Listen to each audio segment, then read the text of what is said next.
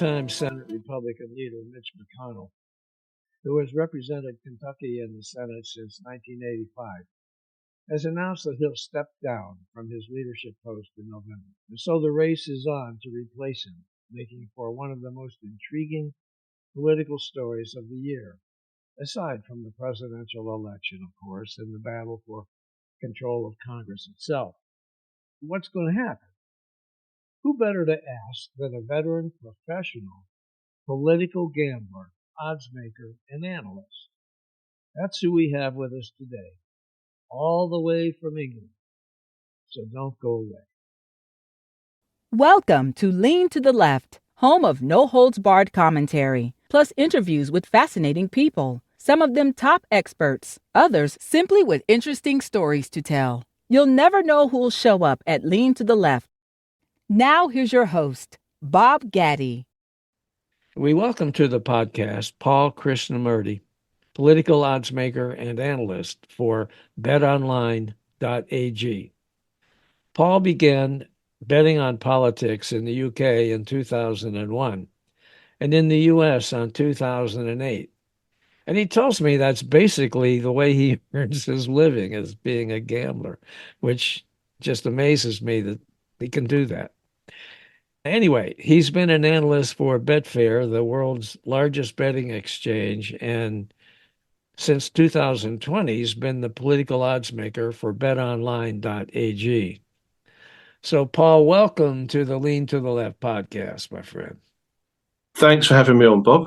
Hey, since we opened with the tease about Mitch McConnell, let's talk about that.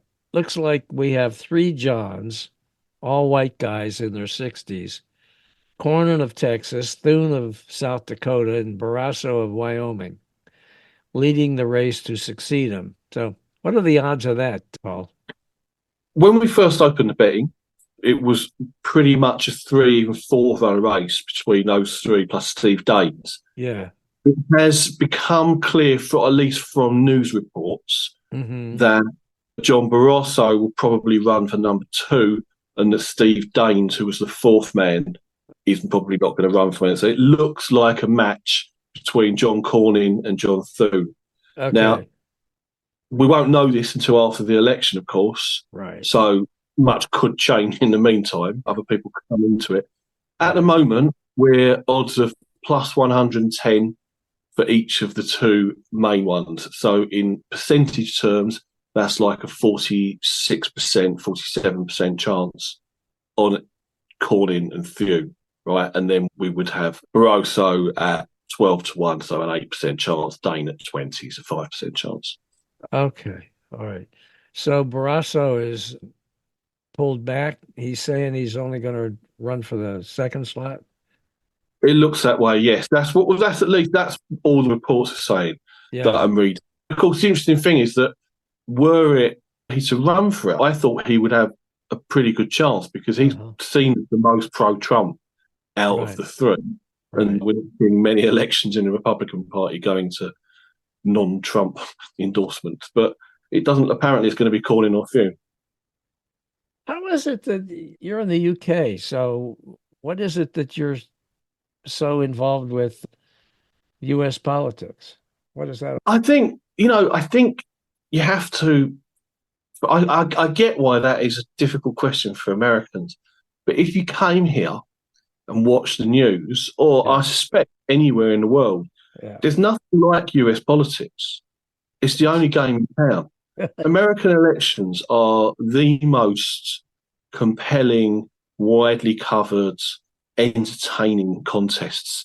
For me, look, I'm a politico, right? I studied politics at university. I love subjects. I could talk about it all day, right? And I follow it all over the world. Okay.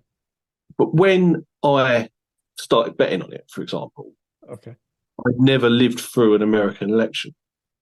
And then I lived through 2004 primaries and everything. I didn't bet on it. I just watched it. And I was just aghast.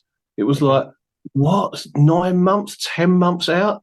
And there's all this drama about who will be the candidates and who's up and who's down. And it was just enthralling. And to take, say, the last election, right? Look, for me, it's become a way of life to just follow American politics all day long. But for all my friends who aren't especially political or anything, Right. they were all glued to CNN for 2 weeks. And they were like, Okay. oh, I get it now. Now I get it. Now I get that's why you watch that all day long. Right? It's just unbelievable.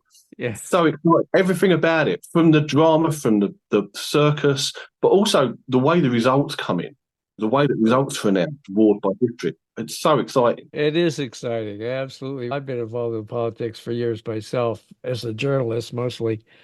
And recently I've been helping the local Democratic Party here. I live in South Carolina, which is a red state, a Republican state.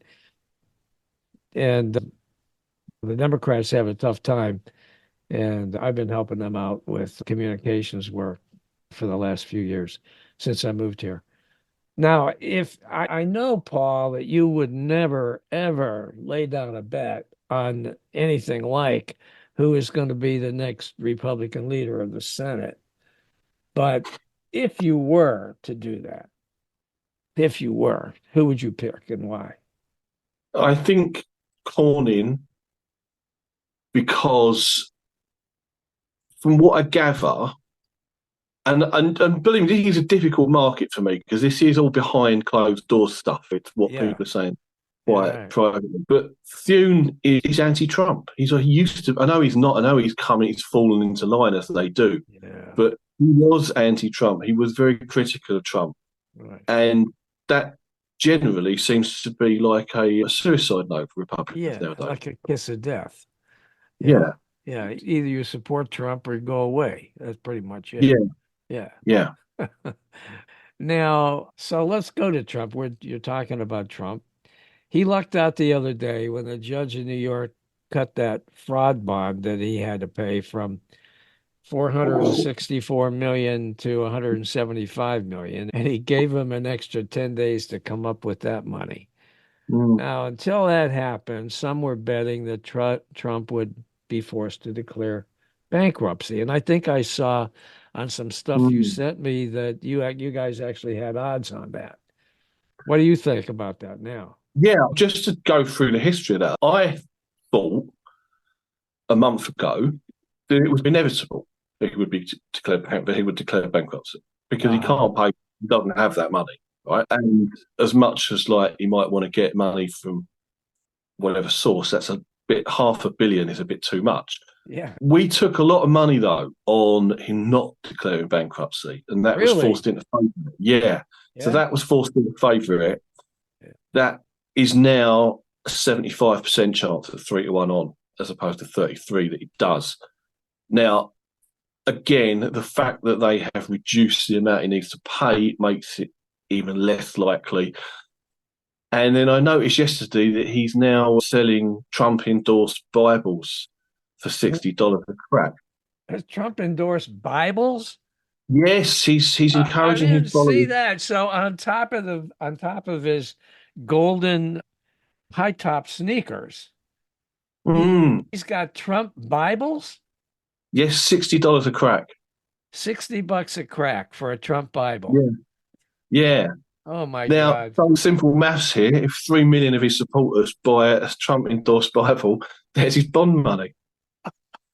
Excuse me, people. I just don't I just cannot get over. And here is the most nasty, sinful human being that ever walked the face of the frickin' earth. And he's selling Bibles? Are you kidding me?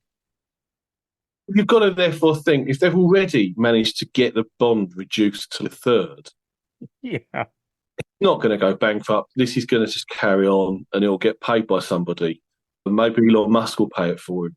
Yeah. Well, The other day I figured out how many pairs of his $400 shoes he would have to sell in order to come up with the 500 million or whatever it was that he had to come up with. There was a lot of shoes. And of course, you don't know what the production costs are, so what his profit would be. So it was even more. But now the amount of shoes he would have to sell could be reduced by the number of Bibles that he sells. He's also got this extremely strange merger of Truth Social. Yeah.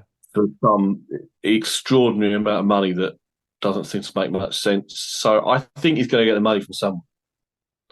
Oh man, Trump Bibles. Oh man.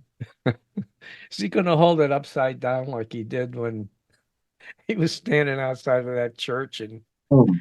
in Washington, proving Mm. that he read the Bible and he held it upside down? Anyway, man, I've lost my place. I don't even know what I'm doing here. The federal case involving the January 6th insurrection that's being led by prosecutor Jack Smith. Do you think Trump is going to get convicted? Have you got odds on that? Yeah, we have. We've got a number of guilty counts on Yeah. each of his trials. We've got odds of -135. He's found guilty on all 4 counts. What does that mean? That means approximately 58% likelihood. We've got plus 150. Wait. You said 58% likelihood that he gets convicted? Yes, this one, Okay. assuming that it goes ahead, right? Yeah. Would be money back. If it would be bets if the thing didn't go ahead. But this is the one in DC. Uh-huh. And Right.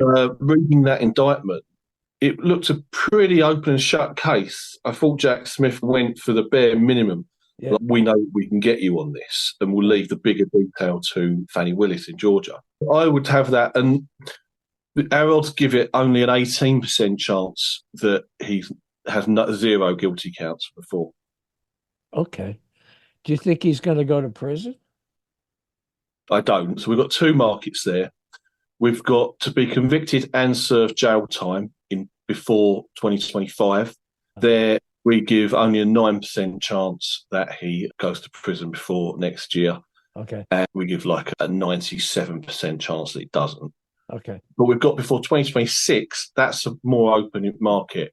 There, we give him a 33% chance that he is convicted and serves jail time before 2026, and a 75% chance no. That's for which of the charges? That's just to be convicted and serve jail time for anything. For anything. Okay. I have to say, my personal view here, though, is that one, because first of all, come on, I mean, look, whether he deserves it or not, whether the crime warrants prison or not, that would be one hell of an explosive thing for a judge to do. Secondly, I think he's going to try and claim ill health. Oh, do you? Yeah. I think I'm a bit. Look, Trump knows what he's doing. He's not. Trump's saying a lot of crazy things at the moment. Really, I know he always says crazy things, but getting Nikki Haley mixed up with Nancy Pelosi, that's too mad to be true, right? And I can't help but think that could be used to get him. If he claims that runs counter to his charge that Biden is not mentally fit, right?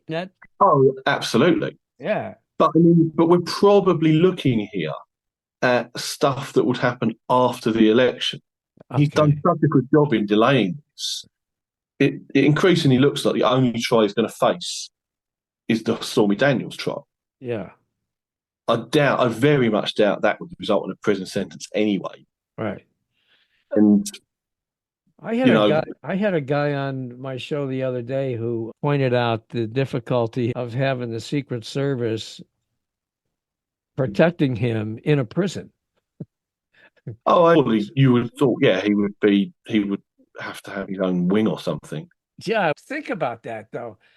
Yeah, you've got the convict who would be Trump. He'd be in prison, and you would have his guards, the Secret Service people. They would also be in prison because they have to go there to protect the guy. So these poor people who've done nothing in their whole life except protect the president or other high officials, and they've been good people, they got to go to jail. Look, it's another reason to think it's not, but I just don't really find it very plausible, the idea that he goes to prison. Not a man of his age anyway, right? And he's not, you're going to struggle to find a case that he's a physical threat to anybody out of prison. Trump's threat the threat that he poses, if he poses any threat, is a rhetorical threat. I don't think they would imprison someone for that. Okay. That's a good point. Now, what are the odds that either Trump or Biden or both will be replaced by their party as the party's nominee? Very unlikely now. In Trump's case, 99% likely to be the candidate, and we give a 5% chance if anyone wants a bet on there being anyone else, so 20-1 on anyone. In Biden's case, it's 6-1, so a 14% chance. I don't think that's going to last very long either. I think that'll be more like 10-1 before the end of the week because each day is ticking. Okay. We did take a lot of money earlier. Michelle Obama was very popular, as was Gavin Newsom. Okay. But I think Biden's had some improving polls as well. It just looks more and more solid that he's going to be the candidate. Okay. Do you see Nikki Haley as a viable candidate to replace Trump? If the guy gets convicted of any of these crimes and his case is weakened and they go into the convention, is Nikki waiting in the wings to be the anointed one if that happens? I have no doubt that was the original aim, the thinking behind her and DeSantis. Yeah. Certainly DeSantis as well. But I think the distinction here is that Nikki Haley has, and her donors and her supporters, the people who voted for her, these people are clearly against Trump. This isn't just we prefer her out of the two candidates. A lot of those people are saying, we're telling exit polls, they wouldn't support Trump under any circumstances. Right. And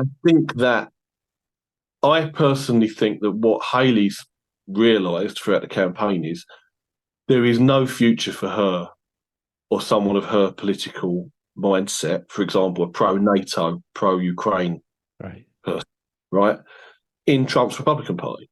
Whatever her political future is, whatever that is, whether it's third party, whether it's in a post-Trump Republican Party, you're not going to gain anything by jumping behind him as others have done. Yeah. So I think it's worth something to happen to Trump, worth something to happen unpredictable. I think it would be a brokered convention and it would be probably whoever he endorsed. Right. Good point. Very good point. What about his VP picks? Who's in play, do you think? Oh, this is a great market, isn't it? This is the most exciting one.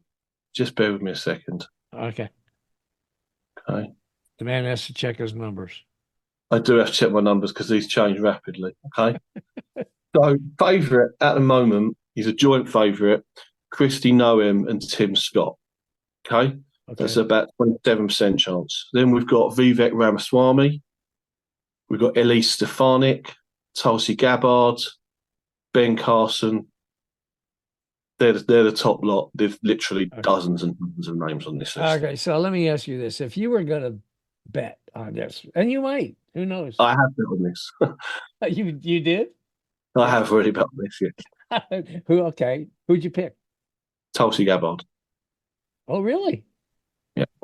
Wow. I think the two people and Ben Carson. Really? They're the two people I like.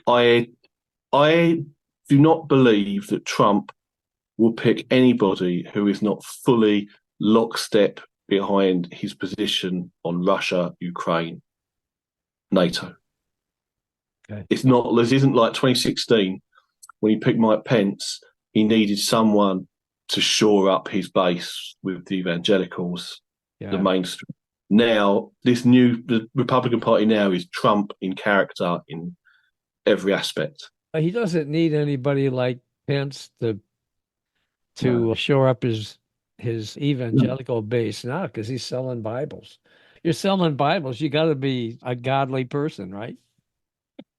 Absolutely. But I think what he's trying to do, what they're looking at is they want a person of colour to use against the charge that he's racist. Yeah, and so that's why I was surprised that you didn't pick Tim Scott.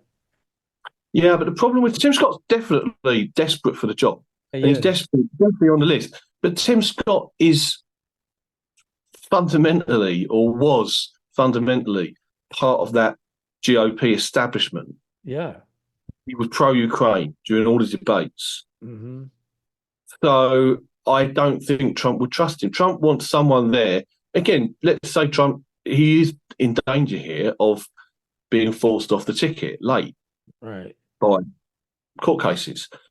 Right. They want somebody who's fully on message and fully on side. And that could be Ramaswamy. He fits that bill.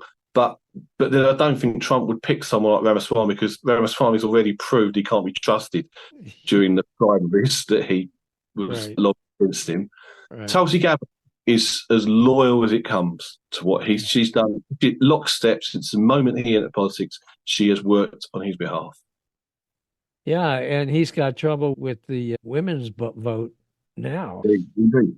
Yeah, this abortion stuff is coming back to bite him big time. Do you think that's going to be a deciding factor in the election? It does make a difference. I'm not going to say it's the deciding factor, but I think I'm quite cool on Biden's chances. I backed Biden heavily last time, but I'd be very concerned about the vote splitting. But the fact that they're running abortion referendums on the same day in some key states, I think Nevada is one and Arizona's another. Is that right? I think so. That could flip those two his way. It is a big issue. It's a bad issue for Republicans, definitely. Of course, the point here is that Trump himself is flip-flopped all over the place on this subject, hasn't he? There's video footage of him saying, I'm a very pro-choice kind of guy. Oh yeah, he has. He flipped, and now he's all there for the right wingers, unless he changes again. Maybe with the results of some of these elections, like this case that just occurred. What was it in one of the southern states? Had to do with yesterday, just the other day. Yeah, they elected a Democrat that was pro-abortion. That's right, Alabama, yeah. Alabama, that's what it's just went out of my head. Yeah. What about the age issue, Paul? Do you feel like that's going to be a deciding factor in this election? And if so, can it be turned against Trump just as it's been turned against Biden? He's only 4 years younger than. Yeah, I don't personally think that really works, though, for Biden. I think there's a lot of things. Firstly, it does matter. My general analysis of politics also comes from talking to people who aren't very engaged, right? Like, I'm super engaged. I talk to people all the time who are very engaged, involved. But we don't determine elections anywhere. The people who determine elections are the people who don't have a strong view either way, and they're going to pick up on the memes, on the trends on social media, and all that. And Biden's image is terrible. They have done a brilliant job, Republicans, of memeing him, They have. making him out to look hopeless. And whereas Trump is old, and yes, you could tear apart his statements, but part of Trump's success, I would say a key part of his success, is that he pulls off looking dynamic. To that disengaged person, his success, okay, maybe he's not successful, maybe it's all fake, but he's brilliantly branded himself in a certain way. And there are little things like, for example, the Stormy Daniels case. Right. Now, I was listening to Sarah Longwell, who does Republican focus groups. I respect her hugely. And she's saying this is a net positive for Trump. It makes him look virile. Just like selling Bibles makes them look religious, right? Yeah. So yeah, I do, and would be my negative for Biden going into the election. It's not the record, because I don't think, as far as I'm concerned, I'm talking from another country and looking at international figures and comparing it to Europe and whatnot. Economically, America's doing great. Yeah, that's right. Yeah, he's got a really good record, and he's achieved more legislatively than any of the recent presidents. Mm-hmm. But all I hear constantly is this negativity, right? This negativity about his brand. And I worry that with all of these other small candidates who are all designed, who are all pushing the same, I think connected, but pushing the same, trying to squeeze out a little faction of the Democrat vote, whether that's Kennedy or Stein or Cornel West. I think there's every chance they'll do it just like they did it in 2016. Whereas Trump's people and Republicans, they're incredibly loyal. Who are you going to put your money on when it comes down to the election?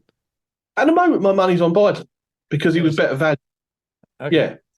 But it was good odds. And he's still, I think, the bet. I still would think he's likelier to win than Trump.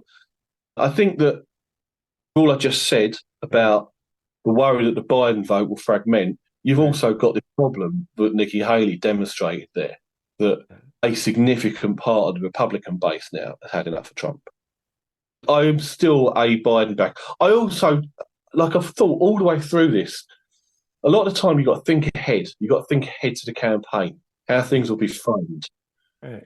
And is Trump really, are Republicans really going to run an election campaign where they have rallies opening with the January 6th choir and where Trump will be asked repeatedly, will you accept the results of the election? And he'll say no. Right. Will you call off your supporters? And he'll say no. Are they really going to run with that? That seems like a suicidal mission. It does. But we're in crazy times, so it could happen. Yeah. All right. Besides the presidential race, which obviously is taking all the headlines, but what do you think about the House of Representatives? Do you think the Democrats have a realistic shot at taking control of the House? They don't need that many seats. That's right. We've got them just slight favourites, 56% to 47%. Okay. The Democrats there. I personally think the Democrats will win, not least because I think two reasons. Number one, from what I'm reading, the Republicans' money is just being eaten up by Trump's cases. Yeah. It's not going to feed down to these key races. Yeah. Secondly, I think that as we saw in 2022, the Trump-endorsed candidates are getting crazier and crazier, and they lose because they're not Trump. Only Trump can be Trump. You can't imitate the guy. Right. I think that the Democrats will win the House. Okay. Senate, though, is another story because the Senate, the races are terrible for the Democrats this year. They're just terrible. Uh-huh. So you think that we're going to end up with a split with the Democrats in the presidency and the House of Representatives and the Republicans running the Senate, which means that whoever succeeds Mitch McConnell will be the majority leader, not the minority leader, and have a ton of power. Yes. Yeah.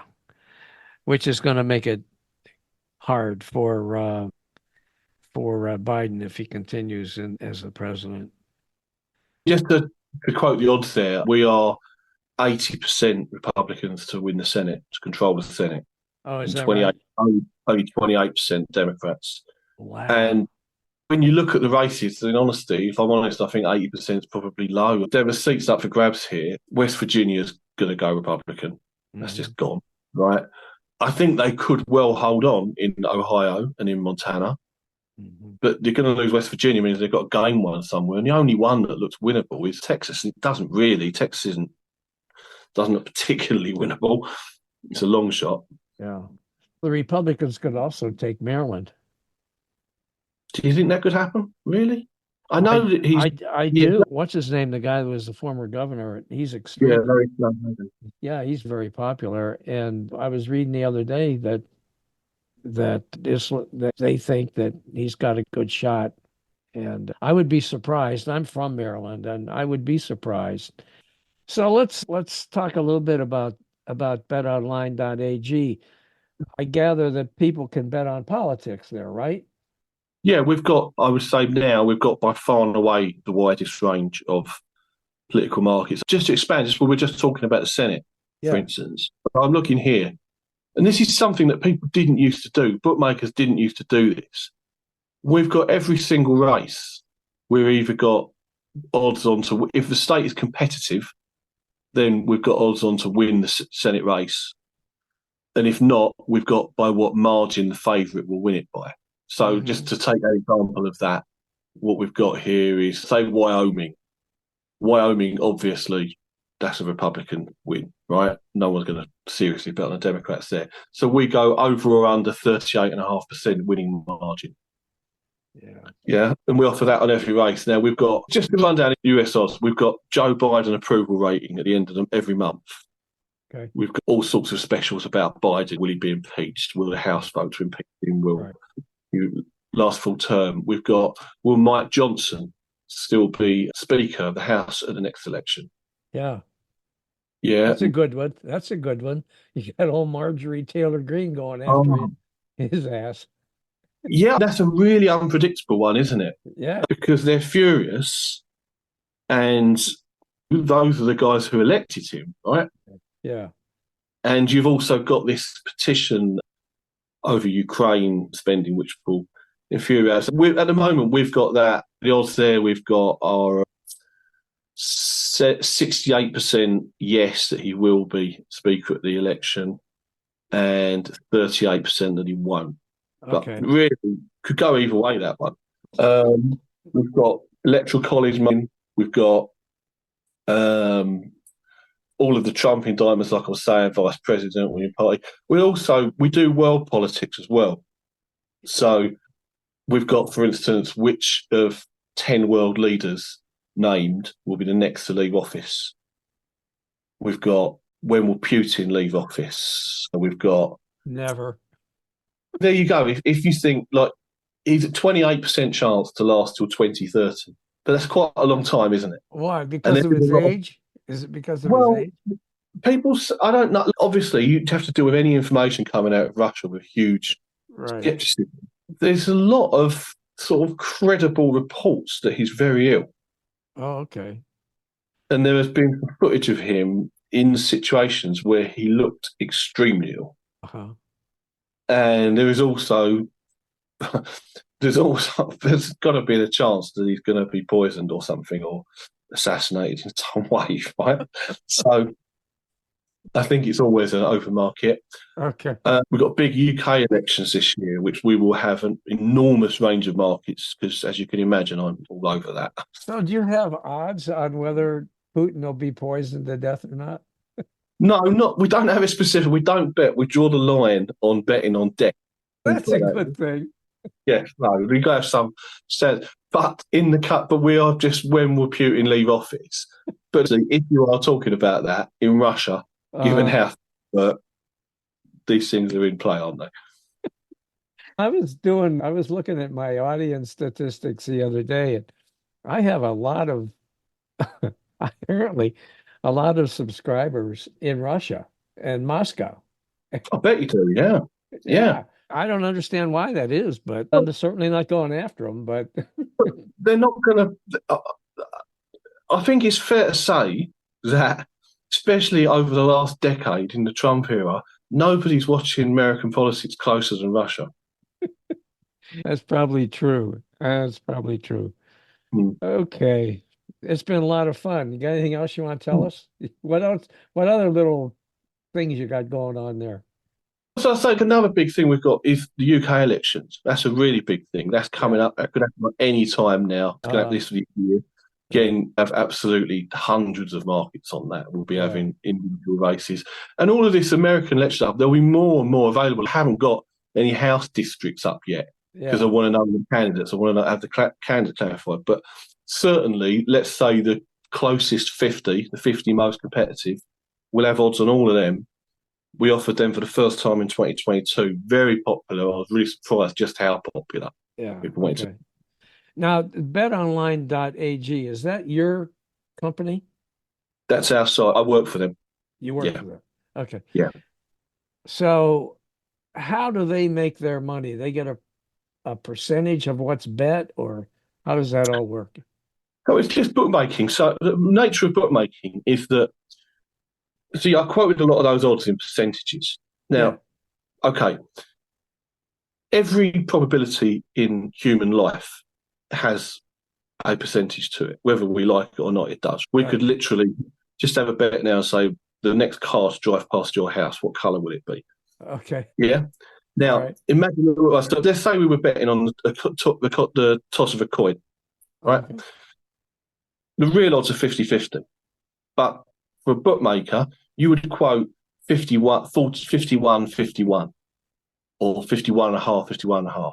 Because then, theoretically, you offer the service, you offer everyone the bet, and you make the 2% because you've gone slightly over. So that's in our situation that we would take an equal amount of money on both sides if the odds are right.